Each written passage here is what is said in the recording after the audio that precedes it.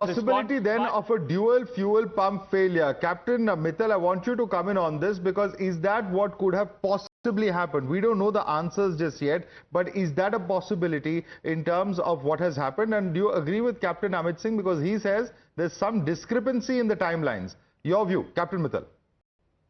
Well, I haven't had the chance to read the whole report in depth because I just got it like 20 minutes ago. But from this discussion, like you're talking about a fuel boost pump failure and fuel not reaching, that does not happen in jets. The reason being is these jets, every fuel tank group has many boost pumps. It's not like one. They have one or two or three or four. And also engine itself has its own engine-driven fuel pumps. So fuel not reaching had to be a manually stopping of the fuel. And how do you stop manually the fuel is by the engine fuel cutoffs. So if the engine fuel cutoff is put to the manually to the, or it must have automatically gone there. I don't know what's going on there, but if it goes to the off position, that cuts off the fuel to these engines, and that's the only way these engines shut down. So it cannot be a boost pump failure now, if you ask my opinion. And about the timeline, like I said, I hadn't had the chance to read the report completely. But again, it does look like there was some kind of a manual or human intervention to close those switches. Those switches do not turn off on their own. It's kind of impossible because it's like a mechanical switch. Absolutely. Okay, you're saying that it's a mechanical switch. It cannot turn off on its own. Suren Ratwate, your view on this, on the issue of the dual fuel pump failure, or is that something that's, perhaps something that's a little too extraordinary? Absolutely, I agree with Captain Mittal. The fuel pumps, there's 4 or 5 fuel pumps supplying fuel to those engines, engine-driven fuel pumps, electrical fuel pumps. They can't all fail. And the AAIB report is quite specific. It says engine 1 and engine 2 fuel cutoff switches transition from run to cutoff position one after the other with a time gap of 1 second. So the switches got turned off. Now the question is quite simple. Did those switches somehow both turn off on their own due to a fault in the system? I think that's very unlikely. Or did a human hand turn those 2 fuel switches off? And if the latter, who did it? I'm sure the AAIB is well aware of exactly what happened, but a preliminary report is only the facts. It does not deal with conclusions. So they have quite rightly not stated any conclusions. But I'm quite sure they know exactly what happened, and at some stage that is going to come out fairly soon. But very sadly, I fear it is human intervention, and possibly from a third party other than the 2 pilots, because they seem quite surprised as to the outcome. Absolutely. In fact, please stay with us. I'm going to request all our guests and our reporters also to stay with us. But Amita, there's a statement coming in from Air India. They have in fact put out a statement acknowledging the preliminary AAIB report and have said that it stands in solidarity with the victims' families. Absolutely, because today marks exactly a month since this tragedy has happened. It happened on the 12th of June. Let's put out exactly what the statement that has now been released on part of Air India. I'm just going to quickly quote from that. Of course, Boeing has also released a statement. We'll put out that as well.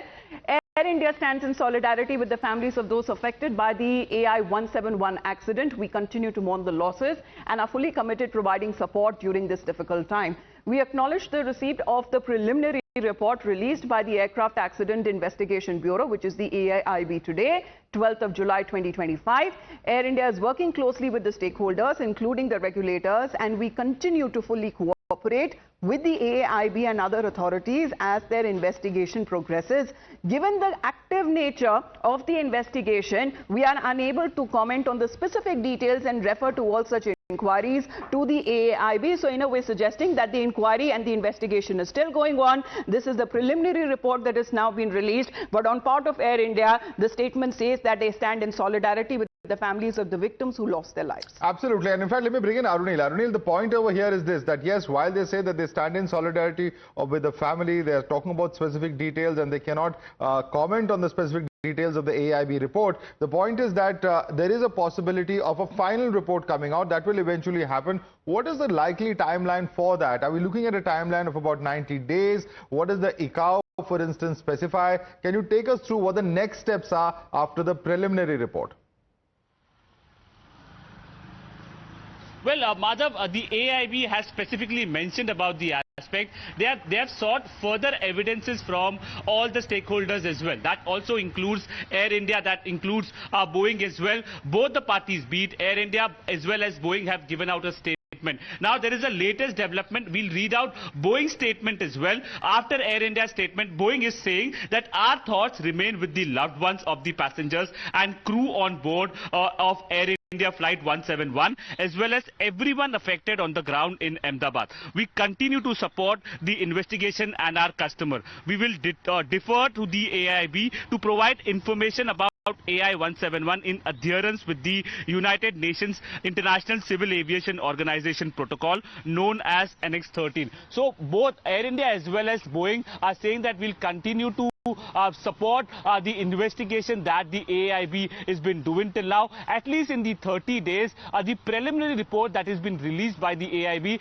it establishes a lot of things. It basically puts to rest all the theories that why this crash may have taken place. It basically specifically mentions about the fact that it was because of fuel cutoff from the fuel tank to the main engines that led to this horrific crash.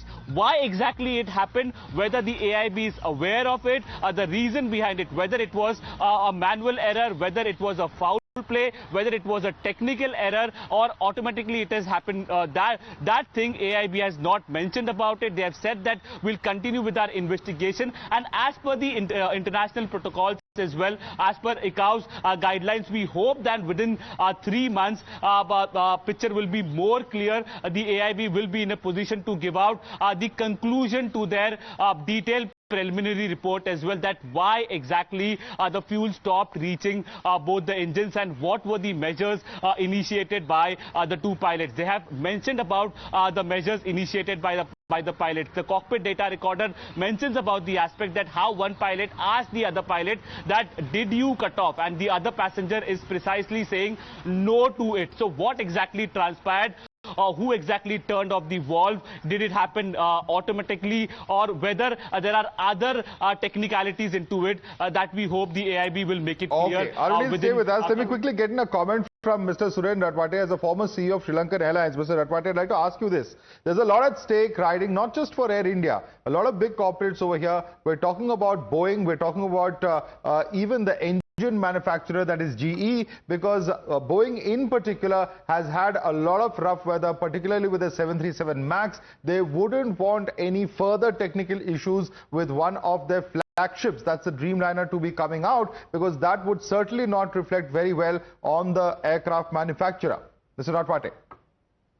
I totally agree with you. Boeing has had some issues, but they are a responsible company. So is General Electric, who makes the engines. And don't forget, the National Transportation Safety Board of the US is also a party to this investigation.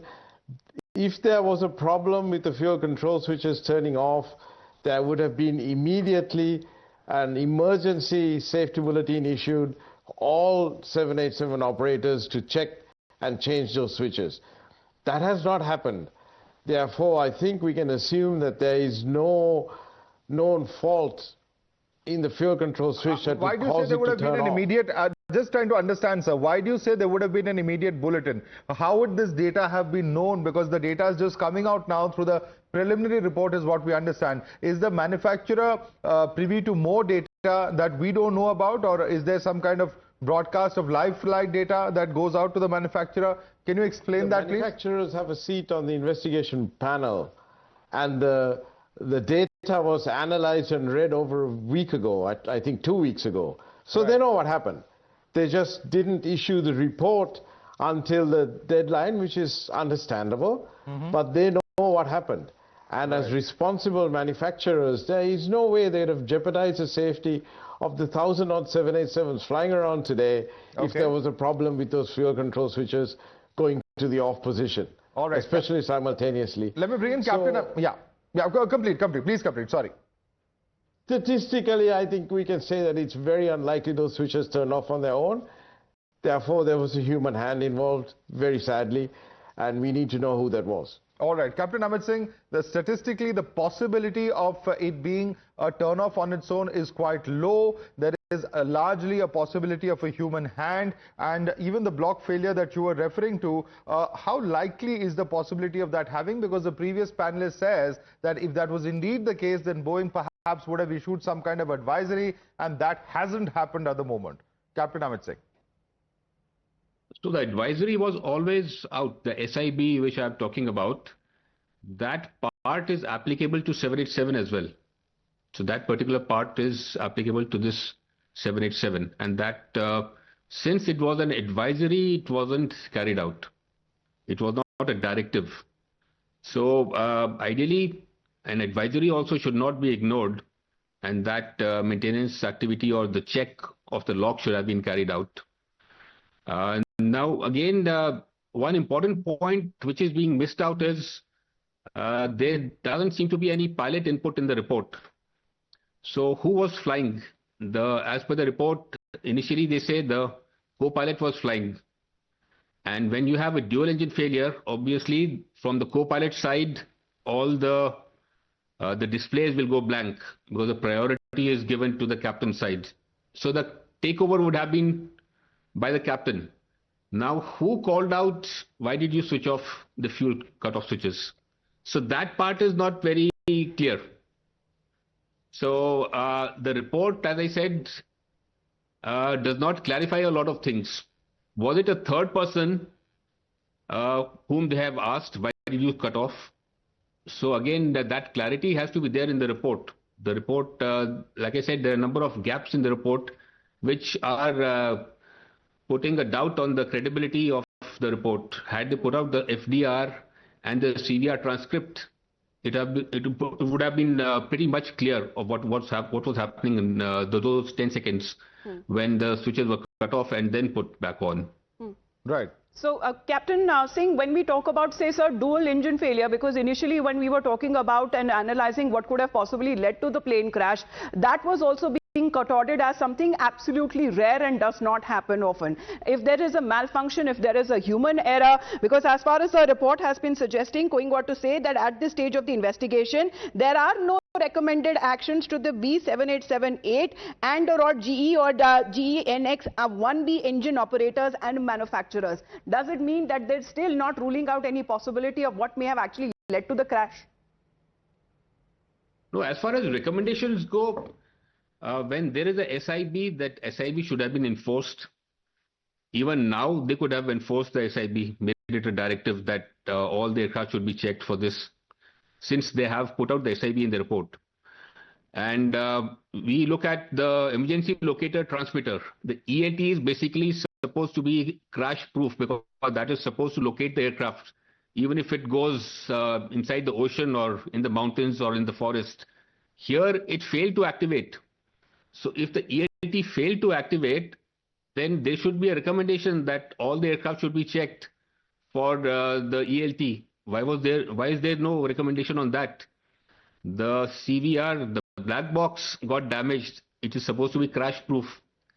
And then the fire services left the airport perimeter after 5 minutes. They're supposed to reach anywhere within the airport within 2 minutes, at max 3 minutes. So all these obvious things are out there, but there is no recommendation.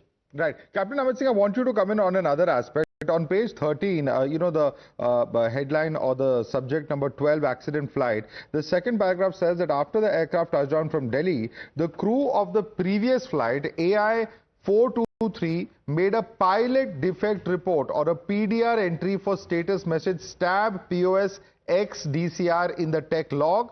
The troubleshooting was carried out as per FIM by Air India's on-duty AME, and the aircraft was released for flight at 6:40 UTC. Can you explain for our viewers what was this error that the previous leg crew had spotted?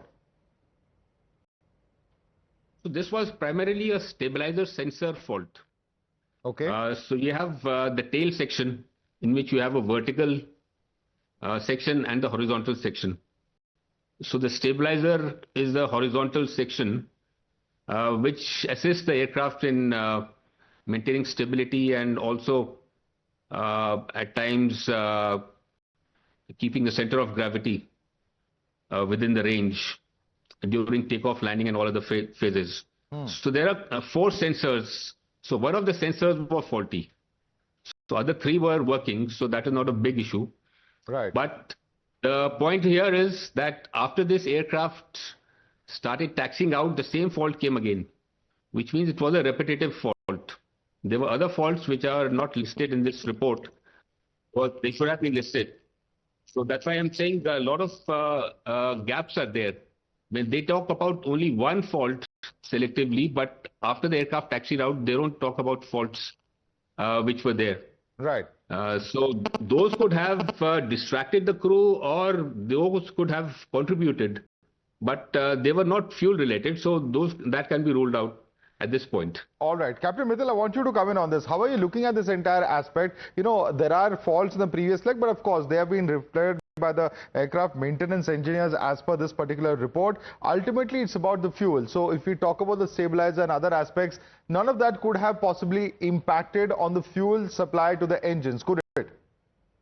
No, that's completely unrelated. You know, those are just a sensor issue. And any, airplanes, no airplane is perfect. I fly them all the time, and there's always something going on. And it's, of course, if something is unairworthy, we don't take it as pilots. But if something is, we can mitigate it and, have a workaround. We always fly that. If you have, there's no, if you look for a perfect airplane, there will be no flights out there. So that little discrepancy did not lead to the crash for sure. And again, like I said, the third person in the cockpit, or it was pilot induced. That has to be determined if there was somebody else in the cockpit who moved those fuel switches or not. But those switches, like I keep repeating, cannot on their own turn off. It's impossible to do that. It's impossible. Interesting, Amita, because this is really the crux of the entire investigation. What really transpired? And in fact, let me bring in Mr. Ratwate on that as well. Those fuel switches, if they could not have turned off on their own, the only possibility then is that there is some kind of a human error. Is that where we are finally reaching, Mr. Ratwate? I think so. The service bulletin that Captain Singh referred to was issued in 2018.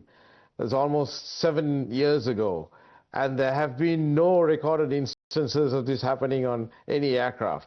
So I think it's extremely unlikely, as Captain Mittal said, that those switches turned off on their own. Captain Singh, did you want to say something? You want to respond to that, Captain Singh? So if you're talking about 2018 and the time gap, in 2023, one of the Air India 787 had an uncommanded engine shutdown during climb. What came out in the investigation report was the blades, one of the blades was not fitted properly. It was out of the detent. And that was carried out 5 years back when the engine was serviced. After 5 years, the blade failed. So when they are dealing with mechanical issues, it need not be that immediately something's going to fail. So it could be after 3 years, 4 years, 5 years. It could happen any time. Things become loose and then start failing. So at this point, we cannot rule out anything. Anything even remotely possible could be a possibility. But that's what I wanted to say. Captain Mittal, when we are looking at as far as the attempts that was made by the pilots in seconds to revive the plane, to actually get back the fuel connected, how do you believe that the time would have been had with the pilots, because the plane was already at its maximum speed, it was taking off? Would they have had little time to recover at all, even with one engine, to continue with the flight? Well, if one engine was still working, you can obviously gain altitude, go to a safety altitude, and yes, have, and recover that flight. But in this case, both stopped producing thrust. But what is interesting is the engines were producing thrust on takeoff. So that's why they had a liftoff and they went to 645 feet. It's only something happened from the takeoff point to reaching 645 that they lost thrust on both engines. Again, my take on this is like an engine failed immediately on rollout, because if you look at the images, they say like there's some smoke coming out from on the left engine on takeoff, and that created maybe some kind of distraction in the cockpit, and they forgot to raise the gear because But Captain, once there's a could the distraction, pilot have aborted the takeoff? no, at certain speeds you cannot. Like as pilots, we always train there's a certain velocity beyond which if the airplane achieves that speed, we have to take off because there's not enough runway left to stop the airplane. So we have to take off, come around, and come back and land. And this case, it's a clear indication there was confusion in the cockpit because the gear wasn't raised.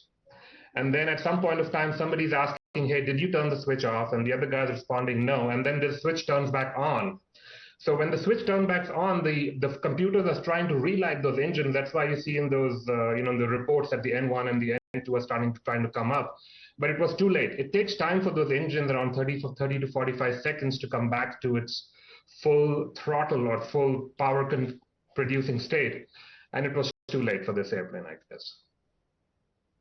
Absolutely. And some of the other aspects that I just want to bring in Mr. Ratwate also into, you're looking at the landing gear, which is down. You're looking at the thrust, which has also been found. In fact, they're talking about the flap handle assembly, which sustained significant thermal damage. The handle found to be firmly seated in the 5-degree flap position, consistent with a normal takeoff flap setting. The position was also confirmed the EAFR data. The landing gear lever was in down position. So all of those theories that there was something wrong with the takeoff, technically, at least that does not appear to be the case. It is either something mechanical or there is a human failure. In terms of the takeoff itself, the flaps, the other aspects, that does not seem to be the case, or this report at least at the moment rules that out. Mr. Ratwate.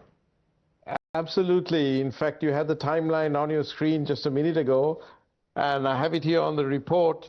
At liftoff happened at 08:39 seconds, 08:39 seconds UTC, and then 3 seconds later at 08:08:42, both fuel switches were turned off.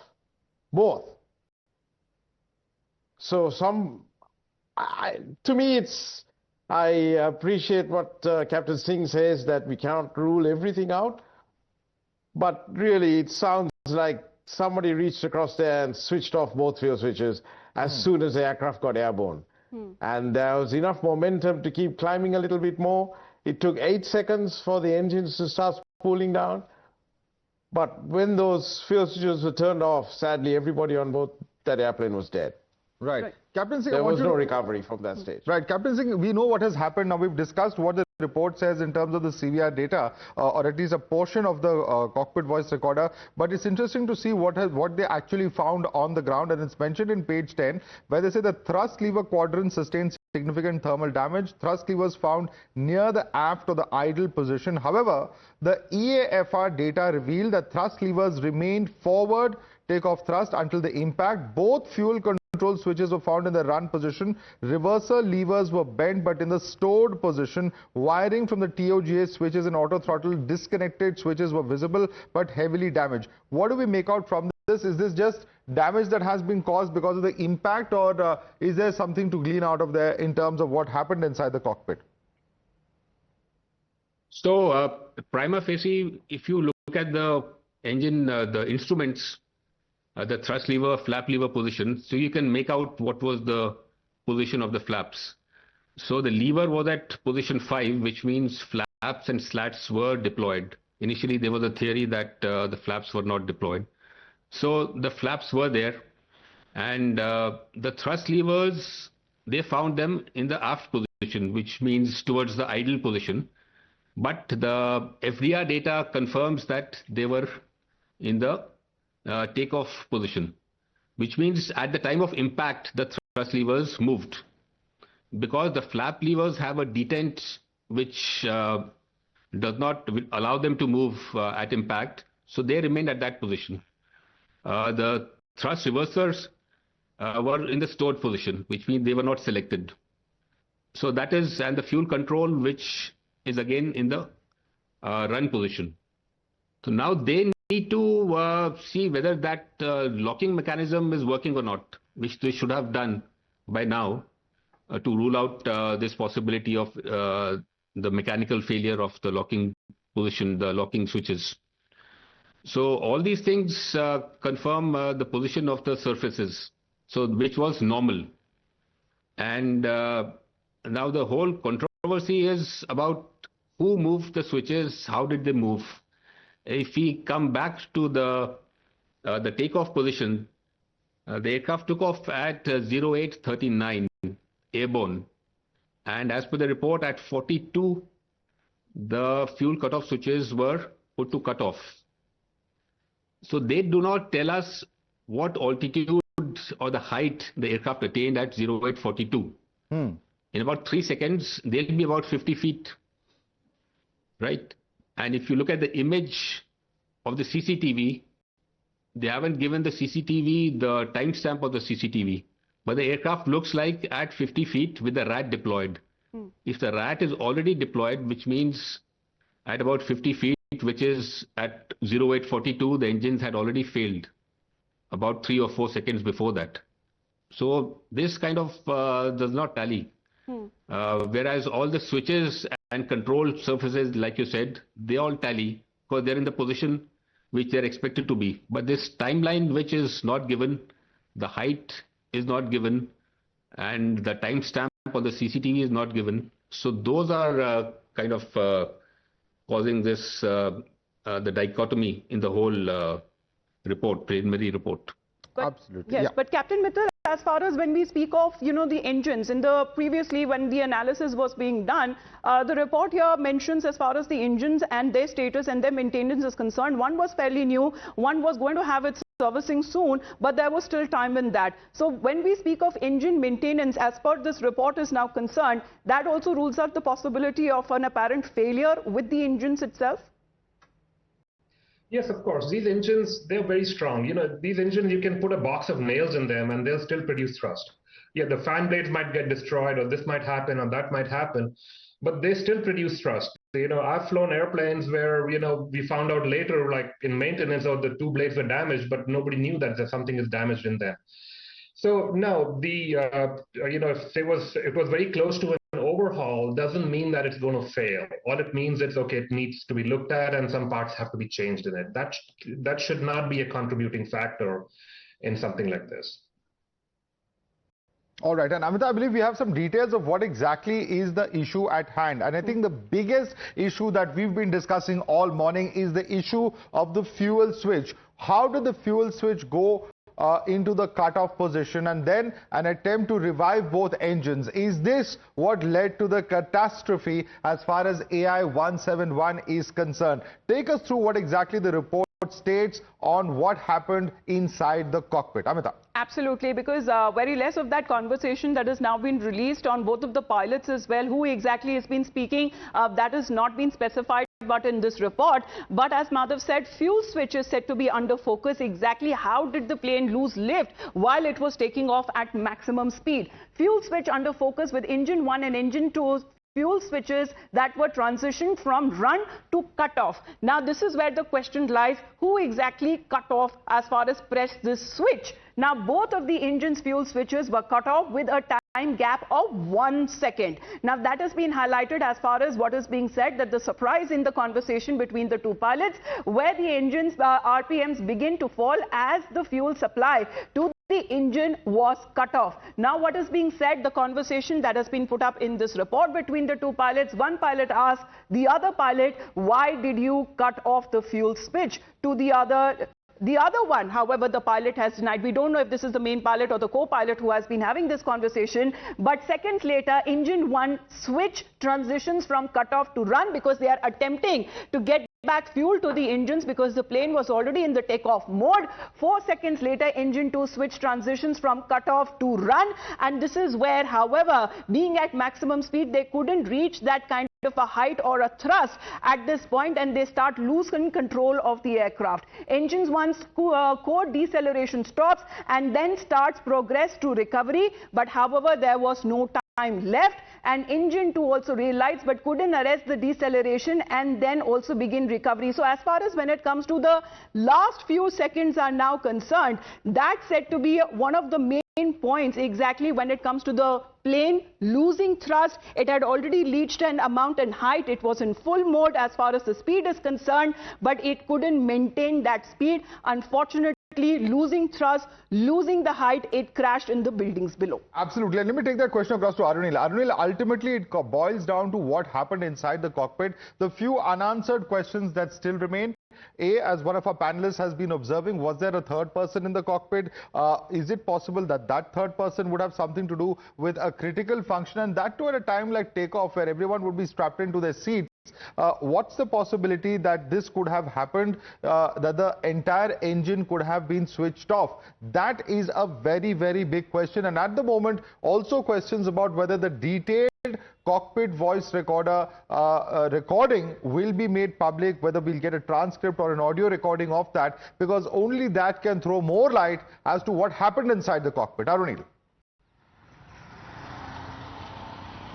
Well, that is right, Madhav. Basically, the AAIB, their entire investigation is based on the black box that has been recovered. One is the flight data recorder as well as the cockpit data recorder. Now, we also understand that the engine data recorder, basically the flight data recorder from the rear end, it has been completely damaged, and no information or details could be sought by the AAIB using any conventional method. Whether there are any other methods that can help them to retrieve data from the engine data recorder, that again we'll be waiting to get details on that. Now, coming to the cockpit data recorder as well, Amitabh was also pointing to the fact that how one a pilot told the other pilot, in fact asked the other pilot whether he has switched off the fuel switch. The other pilot responded saying, I have not done so. If we revise the entire sequence of events, exactly what has transpired immediately after takeoff at 1 p.m. 38 minutes 42 seconds, that is when the switch of the fuel, it turned from running to turn to shut down, and that is when the one pilot asked the other pilot that did you switch off this fuel switch. He responded saying I have not done it, and immediately within 20 seconds there was a communication made by the pilot in command with the ATC calling Mayday. When the ATC responded, unfortunately the flight had already crashed. The preliminary report basically establishes the fact that it was because the fuel stopped reaching from the fuel tank, because the fuel switch had turned off. That is why it stopped reaching the two engines, and there was an immediate attempt by both the pilots to revive the engines. Unfortunately, that could not happen because the fuel was not there in these engines.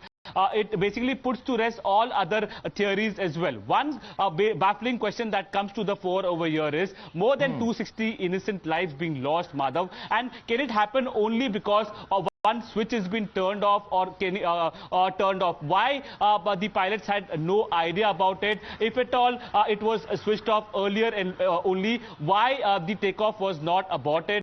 All these glaring questions clearly come to the fore. Whether there is any foul play that happened immediately after takeoff, somebody purposely switched off the fuel valve, all these questions clearly come to the fore. And what the AIB has also mentioned about the aspect is that they have sought further evidences and details from different stakeholders. The investigation continues. That's the crux of it, that the investigation continues. This is a preliminary report with a set of facts. They've not arrived at the final conclusions. That's quite clear from this from this report. It's very evident over here. Arunil, stay with us.